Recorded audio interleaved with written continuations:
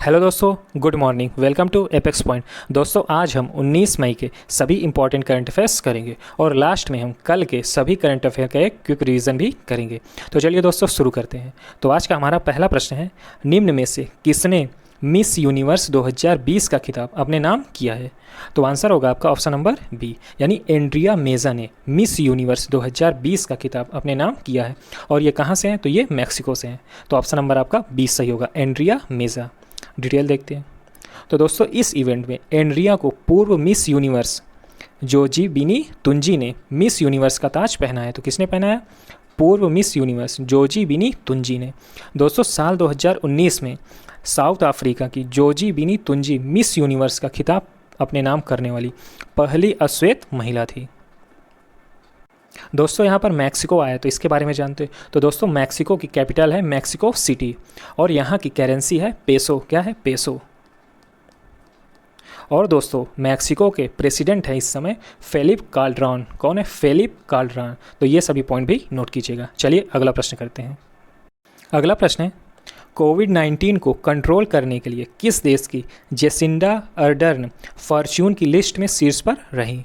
तो आंसर होगा आपका ऑप्शन नंबर बी, यानी न्यूजीलैंड की है जेसिंडा अर्डर्न, जो कि फॉर्च्यून की लिस्ट में शीर्ष पर रही हैं।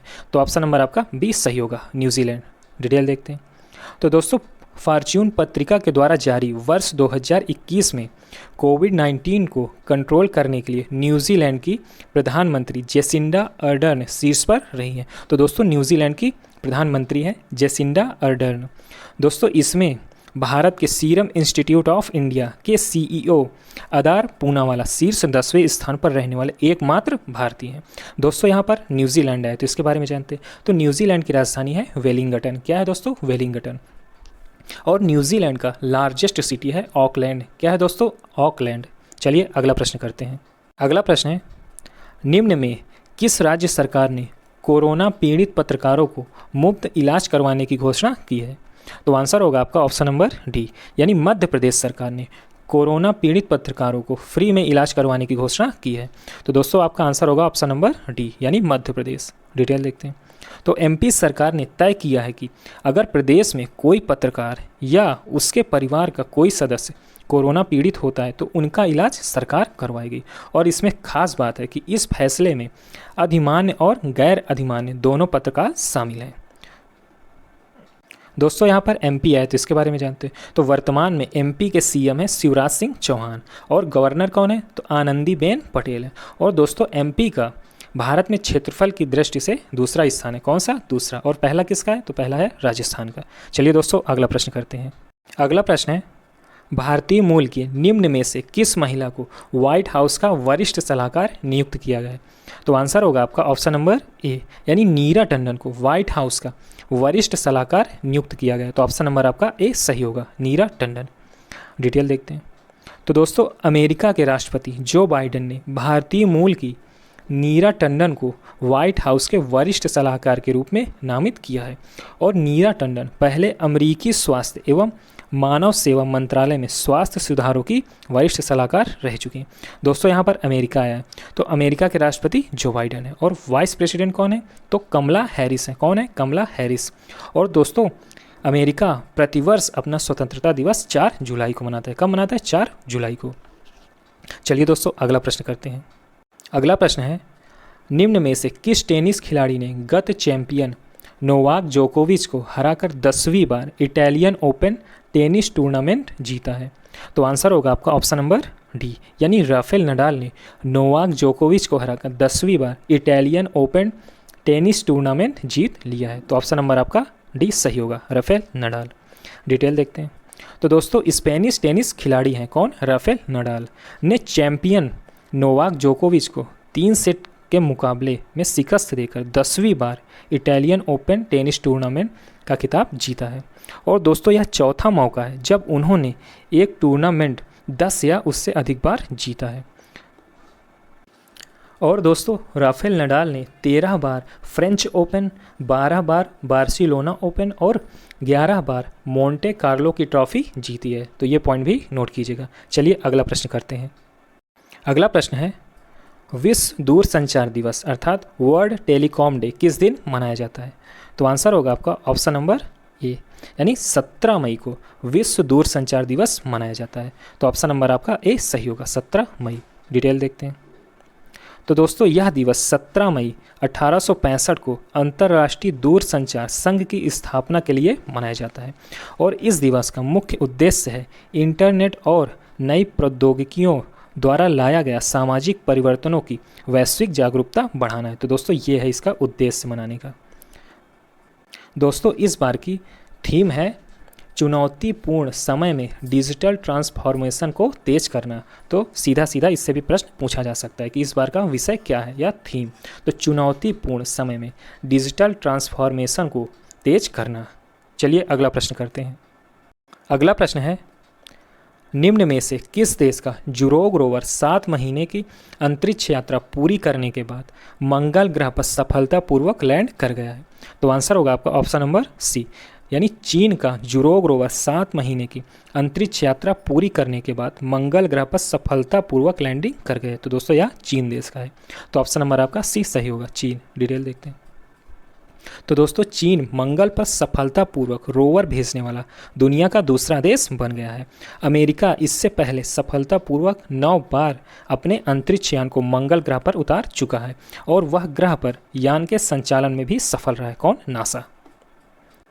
दोस्तों चीन ने अपने रोवर का नाम जुरोग अपने अग्नि देवता के नाम पर रखा है। किसके नाम पर? अग्नि देवता के नाम पर। चलिए दोस्तों अगला प्रश्न करते हैं। अगला प्रश्न है, किस राज्य की पुलिस ने मिशन हौसला नामक अभियान की शुरुआत की है? तो आंसर होगा इसका ऑप्शन नंबर बी, यानी उत्तराखंड पुलिस ने मिशन हौसला नामक अभियान की शुरुआत की है। तो ऑप्शन नंबर आपका बी सही होगा, उत्तराखंड। डिटेल देखते हैं। तो दोस्तों उत्तराखंड राज्य की पुलिस ने कोविड-19 रोकने के लिए ऑक्सीजन, बेड, वेंटिलेटर और प्लाज्मा में मदद करने के उद्देश्य से मिशन हौसला नामक अभियान की शुरुआत की है। तो दोस्तों यहाँ पर उत्तराखंड राज्य है, तो इसके बारे में जानते हैं। तो वर्तमान में उत्तराखंड के सीएम हैं त्रिवेंद्र सिंह रावत और गवर्नर कौन है? तो गवर्नर है बेबी रानी मौर्य। कौन है? बेबी रानी मौर्य। चलिए फ्रेंड्स अगला प्रश्न करते हैं। अगला प्रश्न है, ओलंपिक खेलों के लिए क्वालिफाई करने वाली प्रथम तलवारबाज कौन बनी है? इंपॉर्टेंट क्वेश्चन है। तो इसका आंसर होगा आपका ऑप्शन नंबर डी, यानी भवानी देवी ओलंपिक खेलों के लिए क्वालिफाई करने वाली प्रथम तलवारबाज बनी है। तो ऑप्शन नंबर आपका डी सही होगा, भवानी देवी। डिटेल देखते हैं। तो दोस्तों इनके प्रशिक्षण के लिए उन्हें राहुल द्रविड़ एथलीट मेंटरशिप कार्यक्रम के तहत गो स्पोर्ट्स फाउंडेशन द्वारा वित्त पोषित किया गया था। किसके द्वारा? गो स्पोर्ट्स फाउंडेशन के द्वारा वित्त पोषित किया गया था। दोस्तों ये चेन्नई तमिलनाडु के एक मध्यम वर्गीय परिवार से हैं और इन्होंने अपने कैरियर की शुरुआत बांस की डंडियों से प्रशिक्षण किया था। दोस्तों यहाँ पर ओलंपिक आया, तो इसके बारे में जानते हैं। तो ओलंपिक खेल प्रत्येक 4 वर्ष के अंतराल में खेले जाते हैं। कितने वर्ष? 4 वर्ष के अंतराल में। और दोस्तों ओलंपिक का जनक पियरे डी कुबर्टिन को माना जाता है। किसे? ओलंपिक का जनक पियरे डी कुबर्टिन को माना जाता है।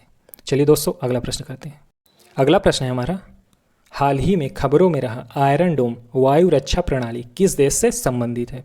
तो आंसर होगा आपका ऑप्शन नंबर सी, यानी इजराइल से। तो दोस्तों आयरन डोम वायु रक्षा प्रणाली इजराइल देश से संबंधित है। तो ऑप्शन नंबर आपका सी सही होगा, इजराइल।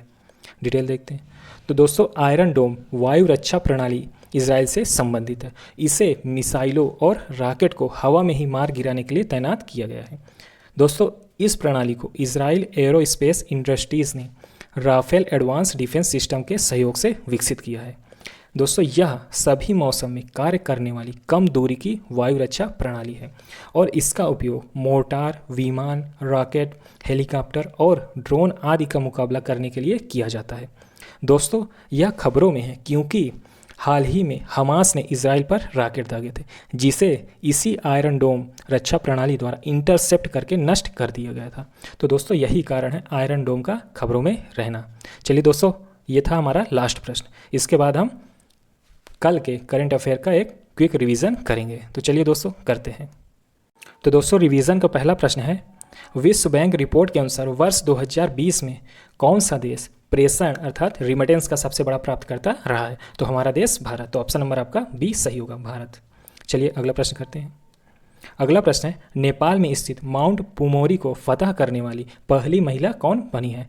तो आंसर होगा इसका ऑप्शन नंबर डी, यानी बलजीत कौर। तो ऑप्शन नंबर आपका डी सही होगा, बलजीत कौर। चलिए अगला प्रश्न करते हैं। अगला प्रश्न है, वाशिंगटन पोस्ट की पहली महिला कार्यकारी संपादक कौन बनी है? तो आंसर होगा इसका ऑप्शन नंबर बी, यानी सैली बुशबी। चलिए अगला प्रश्न करते हैं। अगला प्रश्न है, केरल की आयरन लेडी का नाम क्या है जिनका हाल ही में निधन हो गया है? तो दोस्तों इसका आंसर होगा आपका ऑप्शन नंबर डी, यानी KR गौरी अम्बा केरल की आयरन लेडी के नाम से जानी जाती है। तो ऑप्शन नंबर आपका डी सही होगा, KR गौरी अम्बा। चलिए अगला प्रश्न करते हैं। अगला प्रश्न है, किस राज्य में हिमालयी लाल लोमड़ी की एक प्रजाति देखी गई है? तो आंसर होगा इसका ऑप्शन नंबर सी। कौन सा? ऑप्शन नंबर सी, यानी उत्तराखंड में हिमालयी लाल लोमड़ी की एक प्रजाति देखी गई। दोस्तों यह क्विक रिवीजन आपके लिए बहुत ही यूजफुल रहेगा, क्योंकि आपने जो कल पढ़ा है उसका आज रिवीजन होने पर ये बिल्कुल आपका परफेक्ट हो जाएगा। चलिए अगला प्रश्न करते हैं। अगला प्रश्न है, संयुक्त राष्ट्र की मानवीय मामलों की एजेंसी का प्रमुख किसे नियुक्त किया गया? तो आंसर होगा इसका ऑप्शन नंबर बी, यानी मार्टिन ग्रिफिथ्स को संयुक्त राष्ट्र की मानवीय मामलों की एजेंसी का प्रमुख नियुक्त किया। तो ऑप्शन नंबर आपका बी सही होगा, मार्टिन ग्रिफिथ्स। चलिए अगला प्रश्न करते हैं। अगला प्रश्न है, गोदरेज कंज्यूमर कंपनी का नया MD और CEO किसे नियुक्त किया गया? तो आंसर होगा आपका ऑप्शन नंबर ए, यानी सुधीर सीतापति को गोदरेज कंज्यूमर कंपनी का नया MD और CEO नियुक्त किया गया। तो ऑप्शन नंबर ए सही होगा, सुधीर सीतापति। चलिए अगला प्रश्न करते हैं। अगला प्रश्न है, किसने तीसरी बार इंग्लिश प्रीमियर लीग चैंपियनशिप का खिताब जीता है? तो आंसर होगा आपका ऑप्शन नंबर सी, यानी मैनचेस्टर सिटी ने तीसरी बार इंग्लिश प्रीमियर लीग का चैंपियनशिप का खिताब जीता है। तो ऑप्शन नंबर आपका सी सही होगा, मैनचेस्टर सिटी। चलिए अगला प्रश्न करते हैं। अगला प्रश्न है, किस राज्य ने हाल ही में वन्य जीव गणना के एक हिस्से के रूप में बंदरों की गणना करवाई है? तो ऐसा करवाने वाला राज्य है हरियाणा। कौन सा? हरियाणा। तो ऑप्शन नंबर बी आपका सही होगा। चलिए अगला प्रश्न करते हैं। प्रथम ब्रिक्स नियोजन कार्य समूह की मेजबानी किस देश ने की है? तो आंसर होगा आपका ऑप्शन नंबर सी, यानी भारत देश ने ही प्रथम ब्रिक्स नियोजन कार्य समूह की मेजबानी की है। तो दोस्तों ये था हमारा लास्ट प्रश्न। दोस्तों आपको वीडियो कैसा लगा कमेंट करके ज़रूर बताइएगा, और ये रिवीजन आपके लिए बहुत ही यूजफुल रहता है दोस्तों। और अगर आपने अभी तक चैनल सब्सक्राइब नहीं किया तो प्लीज़ चैनल को सब्सक्राइब कर लीजिए और वीडियो को लाइक भी कर दीजिएगा। ओके दोस्तों, मिलते हैं नेक्स्ट वीडियो में। Good luck.